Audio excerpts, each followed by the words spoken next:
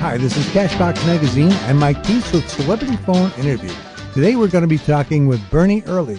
He's one of the founding fathers of rock and roll. Living in Ottawa, Canada, Bernie Early started very early in the music business while he was playing in bars and nightclubs at the early age of 13 years old. Now, who could that be?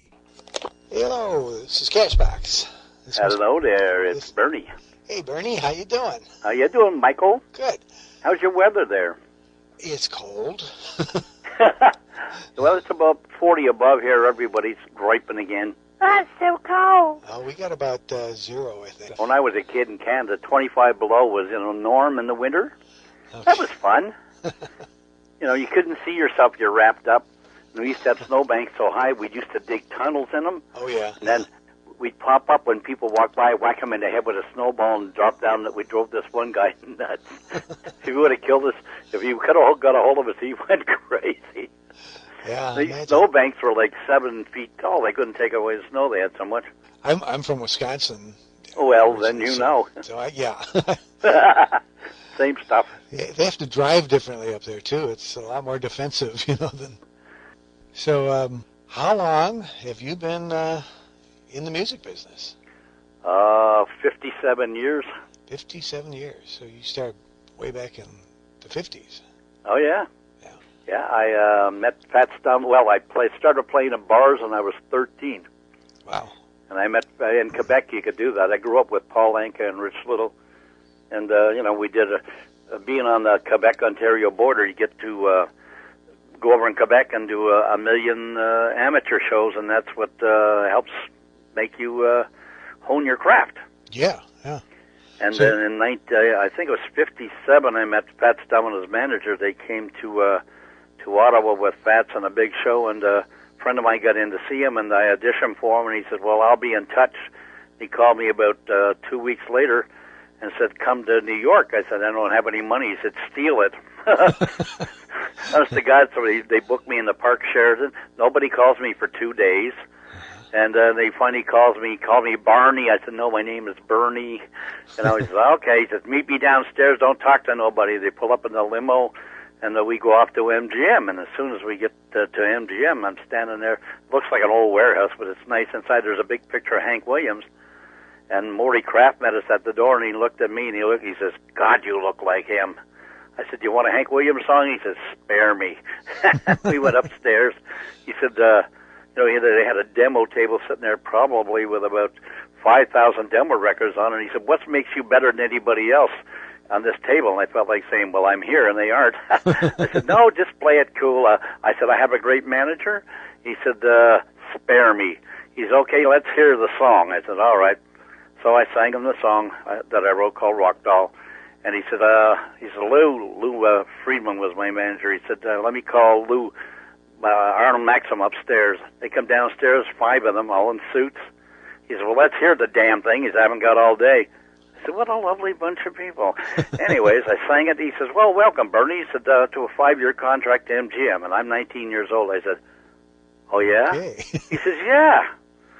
So, we said, can you come back in a month to record it? I said, certainly. So they said, you want to take the limo back to Broadway? I said, no, walk. I didn't know New York.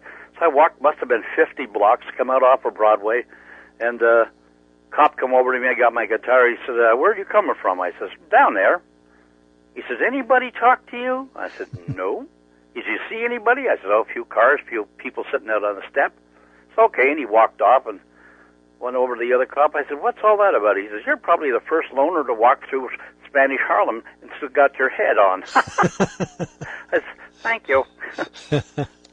And then the rest was, when we did the session, there was a Cashbox lady was there. I can't recall her name, but I had Mickey Baker from Mickey and Sylvia Love is Strange. He did the arrangements, great guitar. I had Fats Domino's drummer, Panama. Had a sax man that worked with Sam Cooke. I mean, what a band, okay? Yeah. So after the first song, we knocked it off. The lady in Cashbox come down. She says, you're really green, aren't you? I said, green? I said, I'm only 19. She says, you know what? She says, they're so excited about you, they're already chopping up your money. Because I told them you're not going to sell $1 million, you're going to sell $3 million. I said, well, that's nice. I hope they enjoy the money. So how did that record do? That was Rock Doll with Your Kisses Kill Me. Is that? Mm-hmm. Okay. Yeah. And you went on American Bandstand with that? Oh yeah, I did. As a matter of fact, this year will be 1958. I was on Bandstand with Dick Clark. So this is my anniversary. In May 1958, on show number 224. Wow. Went coast to coast, and it was on there with Sheb Woolley and Connie Francis and the Drifters, and my head was still in the clouds. And we did a full half-hour interview, and Dick, what a great guy, really terrific guy. Really, no wonder America loved him. We never got him in Canada. I told him I never heard of him before that, and it kind of freaked him out. So that was neat. Then I went back to Canada, and then they released the record, and it made number one in a lot of places. Went England, everywhere, that type of thing, and got a lot of good airplays. Then my manager got in a fight with MGM, and I got off of MGM. That's too bad. Oh yeah, he never even got me the record contract. It was his buddy, who was the publisher, that got me the record contract, which really kind of broke my heart. But right now I'm probably on 7 or 8 compilation albums on MGM with Conway Twitty, and I think I'm on one with Don Gibson. They all had a shot there. And the Arthur Guitar Boogie Smith and the Collins Kids, all kinds of different people. And I bet right now I've been on 11 record labels. So the guy says, hey, we want you good, to put the record out. They don't do nothing. No pushing, they expect you to sell 1 million records in 5 minutes. Next record label, please. Come on, cool daddy-o, let's go down to the corner where the cats all meet. We're gonna rock the shoes right off of our feet. Hey, rock doll, bebop gal, hey, rock doll, bebop gal, hey, rock doll, bebop gal. Never gonna leave because I'm under your spell. How many copies did that song sell? It sold about 1.5 million. Okay. Which wasn't bad. In those days, are probably equivalent to maybe 5 million, but look at Tommy James, 100 million records. That's incredible. Yeah, that was like Hanky Panky. I was talking to him about it. That one was bootlegged, and it started selling like crazy. And a friend of mine told me he was over in Vietnam or somewhere, and he said one of the movies, I forget what it was, you could already buy the video of it before the movie came out. Isn't that wild? Wow. They're bootlegging it on the street for like $2 a whack. Yeah, okay. They're selling my bubblegum cards now on eBay. Yeah, I can't believe it. I was on bubblegum cards, and I think the guy paid me $25, and he sent me a box of bubblegum cards, and I just bought one of my own bubblegum cards. Cost me $28. That broke my heart. And somebody said they're peddling. I was on Columbia Records. I switched, went on to Columbia. And my manager dropped dead. He was 40 years old. I haven't had much luck with managers. Jeez, I guess not. And the last record I cut in Canada made number one. They never even put it in the stores. It's, I said, the heck with it. I always worked bars and lounges and did some TV and radio and nightclubs, that kind of thing. So that's how I made a living. I stayed alive, Yeah. And then rock shows. I worked with Brenda Lee. I fronted her show for her. Before, and I was supposed to do one with Twitty in Montreal, but they canceled that out. So, and I was on one show in Montreal with Jerry Lee Lewis, Buddy Holly and the Crickets, Fats Domino, because my manager was Jerry Lee. His cousin was Jerry Lee Lewis's manager, okay? And he had just married his 13-year-old cousin that week. Oh, I'm telling you. And he was up on stage kicking the keys off the Steinway piano, and the Montreal Forum manager said, who owns that up there? He says, what up there? He says, that guy killing my piano. He says, why? He says, I want him for 5 minutes. I want to kill him. What a performer, though. What a performer. Oh, yeah. And he was mad. Chuck Berry, he had to follow Chuck Berry. So he didn't like that too much. And Chuck got like 7 encores with that goose step in the whole bit, tearing the place apart. Oh, and Jerry Lee is yelling at him from the sidelines, get off the stage. And Buddy Holly's over in the corner talking business. It was kind of neat. Yeah. Well, talking about Amazon.com, I've got, I don't even know if it's up there anymore, but my band had an album out, and I was just doing a search to see if there were any around any place, and here I found one that was like $195 for. Good Lord, you're famous. Yeah. For a copy of my album, that's a lot of money. Yeah. See, they're selling my recent single, Rockabilly Man, and Look Out for Harley Johnson on about 20 sites. Amazon. I'm on Walmart.com. Thanks to Cashbox. Okay, yeah. Yeah, and Bruce Elrod, really a great guy, gave me a 4.5-star review, and I called him up and asked him if that was true or he was just playing games with me. Yeah, he's really Cashbox is really. I've had other Cashbox interviews, but it's been a long time. But they always did well by me. Oh, good. And I can't wait till you get in the newsstand. Yeah, that'll be colossal again. We're hoping for sometime this year. So. Oh, great. That might be a reality come soon. I also noticed you've got an album called Chaser. Yeah, I got an album called Chaser for the Blues. For the Blues, yeah. And that's all the stuff I cut on different record labels type of thing. There's a bunch more, but I never could find half of the darn things. And that's when I did country, and that was on Columbia, and it sold a fair amount. I don't know how much, because again, you never get any money for it type of thing. But it was on the charts for about 28 weeks in Canada, so that was kind of neat. Yeah. And I got to do the Carl Smith show from Nashville, and I got to tell you a funny story. Okay. Okay. I'm working for Trans-Canada Reed Booking Agency. He had Tommy Hunter, Tommy Common, all those guys who are big in Canada. And the guy said, "What you got to do?" He says, "You got to get on the show." You know, he said, "To advertise this record." He said, "You got to go audition for CTV and that." I said, "Oh, great." So he says, "Well, whatever you do, don't sing a country song." Okay. I said, "Well, that's weird." He says, "Sing a show tune." So I went in there and I sang "They Call the Wind Mariah" because I got a lot of wind. Okay. And the guy called me back up in about 3 weeks. He says, "We got nothing in your class, but," he said, "would you like to do this country thing with Carl Smith from Nashville?" That typical, huh? Now, you're not going to believe this. We go the day we do the rehearsal. You rehearse the full 4 times, and the last one is with the audience. The 5th time. And in those days, you didn't have these ear monitors like they wear today, right. Okay? Right. And the band is way behind me. So and the band's about to start. This guy gets the audience to clap it. And swear to God, cross my heart, I can't hear a thing. I just jumped in. I said, "What the heck?" So I didn't know if it was any good or whatever. Nobody said anything. To make a long story short, about 3 months later, I'm singing this song in a bar. I'm on the radio in the bar, and I'm on television in the tavern part.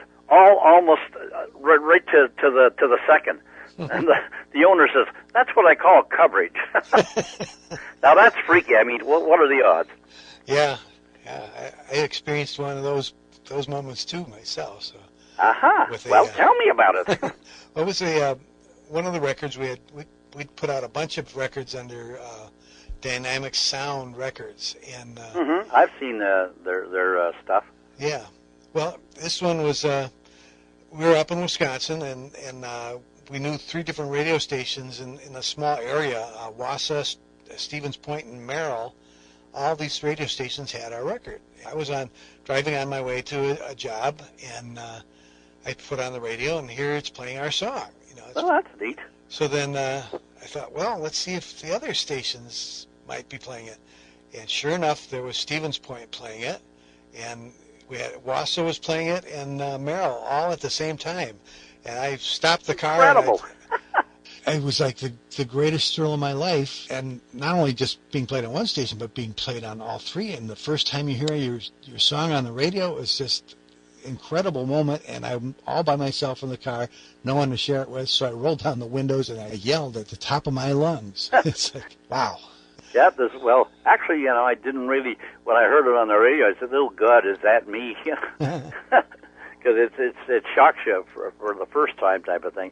But the first day my record came out of my hometown, Ottawa, okay? Mm-hmm. My mother and I, my mother and father, we lived about probably half a block from the school I went to, St. Pat's School, okay? Yeah.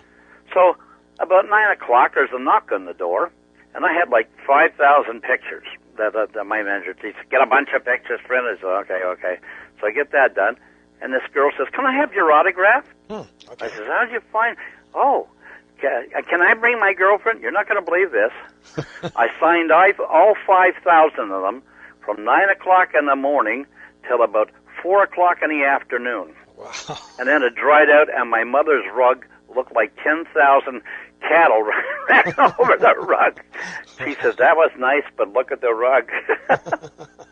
That was incredible. I guess. And, you know, I was a hometown boy like Hank and all the whole shebang, so that was kind of neat. That is neat. That's pretty exciting. Boy. Well, but the worst part is people I met going down the street like 4 months later said, how about lending me $100? So I don't have any money. Yeah. He said, oh, you're lying. Everybody thinks you're millionaire as soon as you cut a record, you know. Sure. So it's been fun. I did, like I said, I was showbiz oriented before I even did that, so I've been around. Yeah. What were you doing before the band? The music? That was it. Oh, okay. I was 13 years old. That's all I did. I left school when I was 13. Wow. Hated school. They chased me, never caught me. In those days, you had to go until you're 16.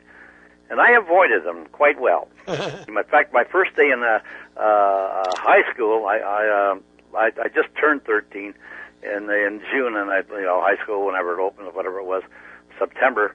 There's a bunch of guys standing around. I said, "What's the matter with you guys?" He says, "We want to get out of that school." I said, "I'd love to do that." He says, "Good. Here's a cigar." I said, "What's that for?" He says, "Just light it." Nearly killed me. He said, now we're going to the principal's office." We knocked on the door. 10 of us walked in with cigars and started smoking them. And the principal says, "I know what you're here for." He says, "But it's not going to happen. Just put out the cigars, go back to class." He says, "You're not getting kicked out of school. Have a nice day." Slam the door. I said, "Well, so much for that." Yeah, that's the way school was in the old days. Oh, yeah. We had, when I went from grade 1 to grade 8, we had St. Pat's School, and the roof used to cave in all the time from the snow. And we had George Dunn. He was a wild kid. He used to go in and shut the heat off at 5 in the morning because the janitor drank and never got up late. Wow. And we go in there, and it's like 40 below, so all the kids are freezing. So he said, you might as well go home for half the morning. Everybody, hey, out, off we went. Bye. Oh, George or something else, I'll tell you. So you got a single, too, the one that we reviewed. Rockabilly Man and Harley Johnson. Actually, that Rockabilly Man was supposed to be first, but we reversed it. Okay, well. And also, if I may touch on this, I've got a new CD coming out by the end of February. I wrote The Critters, and I've got 4 really great truck driving, not because I wrote them, but truck driving songs, because nobody has done any trucking stuff in years. And there's 2 million truck drivers out there. And you know yourself, you can't get on mainstream radio, but I don't care, because they've got the Truckers Network, goes right across North America. We already contacted them. They said if they like it, they're going to play it. Wow. There you and go. I got some rockabilly songs on there. I'm excited. Well, Bruce did this to me, okay? I put this single out, and he gave me 4.5 stars, and then he passed out. I said, well, maybe there's still a little hope for me. Because a friend of mine, Bobby Brown, he started the label, Rockabilly Sun Records, which I'm on, which I'm ever grateful for. And I've got a great team. I got Galen Breen in Nashville. Galen does all my tracks and everything. He's a genius. He's at thegatorhole.com, makes the greatest demos. If you ever need a demo made, that's the guy to go. Okay. And I get a girl engineer, her name is Robin Hanley at Emerald City Recording Studio. She's at emeraldcityrecording.com. Her and I do all the engineer work, and she does my artwork and everything. So I got a real good team. That's excellent. I'm lucky, because I'm very lucky. And we produce the whole things ourselves and hand it over to Bobby, and he gets it out there. So we get enough airplay, hopefully it'll work. You sound like you've got this little tiny market niche that could be huge. So, I hope so. Yeah. See, I went on a website with looking up trucker stuff, okay? Mm-hmm. One guy is selling nostalgia records, like all the 45s and the regular 33s from Dave Dudley. I met Dave Dudley a million years ago. And it said Dave Dudley was so hot, still in Europe up until 2003 till he died. And he said he doesn't know why nobody has ever done any truck driving stuff since the mid-'70s. Junior Brown did one called Highway Patrol. Kicked the pants off of that one. I don't know why he didn't pursue it, more. Mm-hmm. But and he's really great. Junior Brown, God, the guy plays incredible. He plays a twin neck guitar. One's a steel, one's a 6-string. He's got this deep baritone voice type of thing, almost like Ernest Tubb. Okay. Okay. And I love the guy. He's a real character. And his wife plays, I think, bass or or rhythm guitar with him, and he has a drummer and a bass, and they've got a really kicking sound.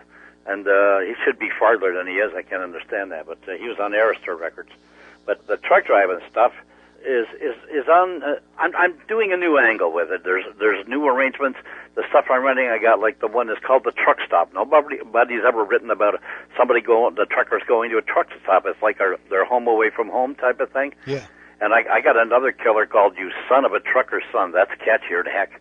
All about a truck driver. It's even got a rhythm to the title.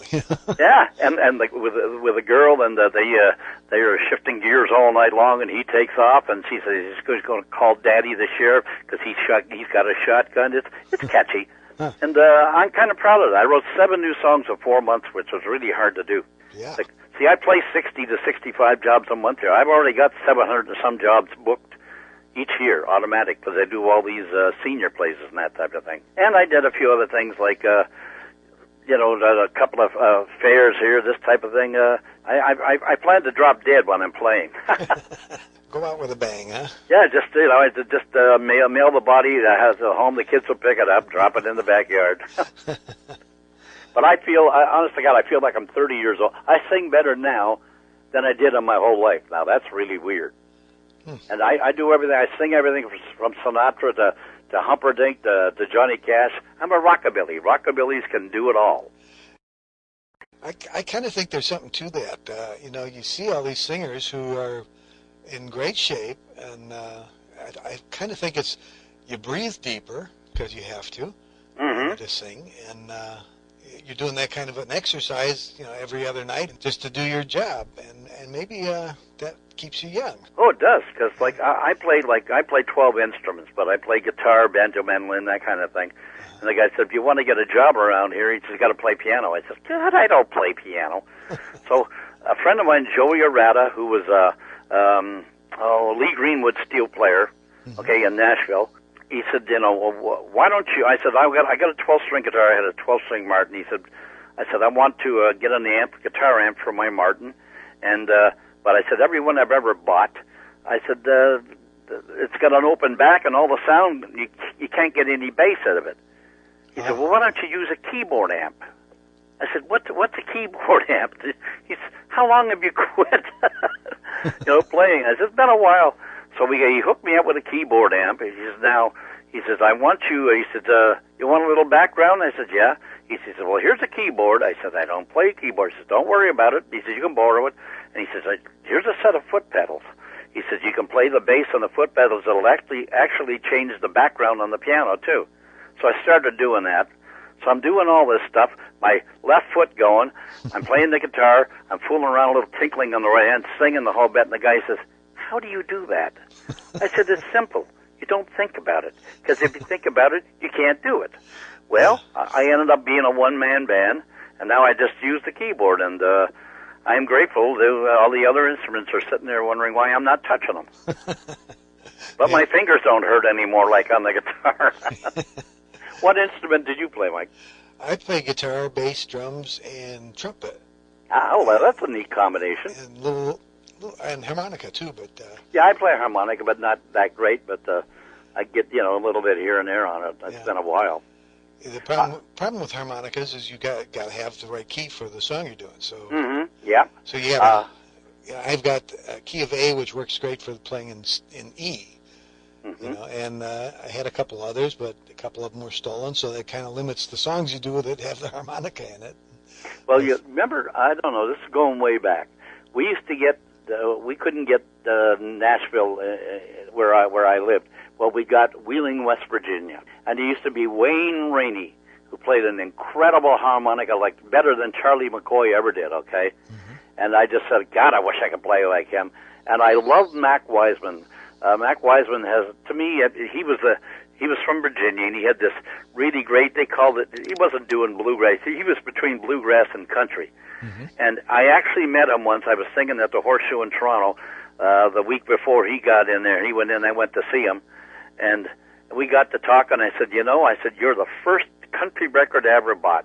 And he had a little home in Tennessee. So he got up on the stage. He says, he says, Bernie said he first found me on cylinder. I said, no, I didn't.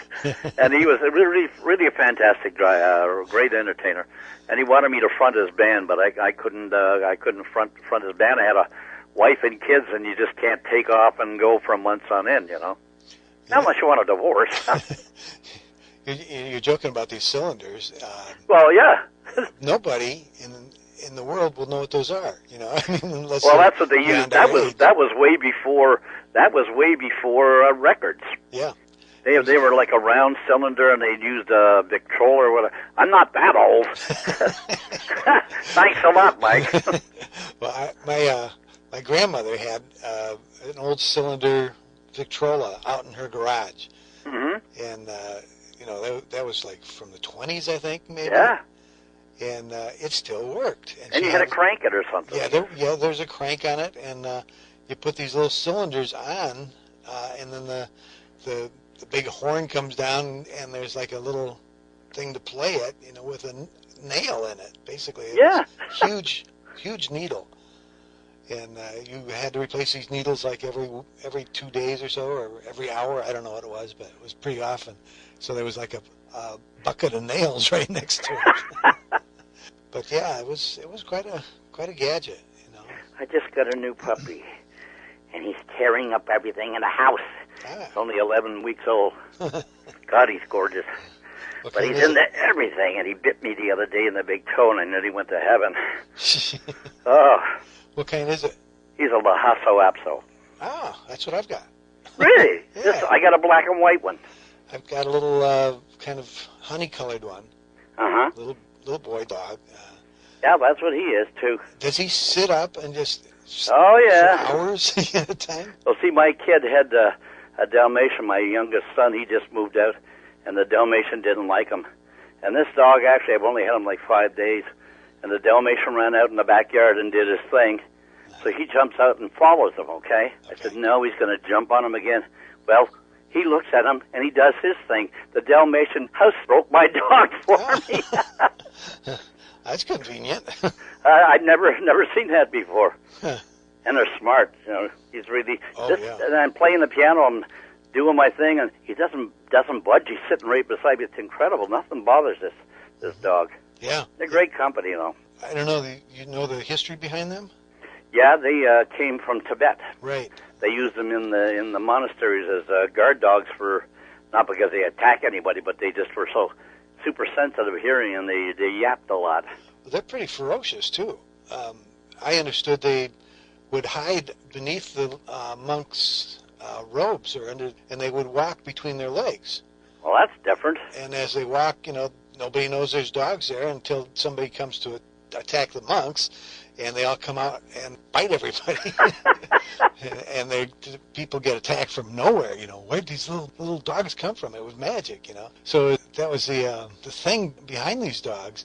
And my dog does that. He walks right between your legs. And you wear a robe? No. Pardon me, Father. I have sinned. But I mean, it's just the weirdest thing because nobody taught him to do that. He walks right between your legs as you're walking.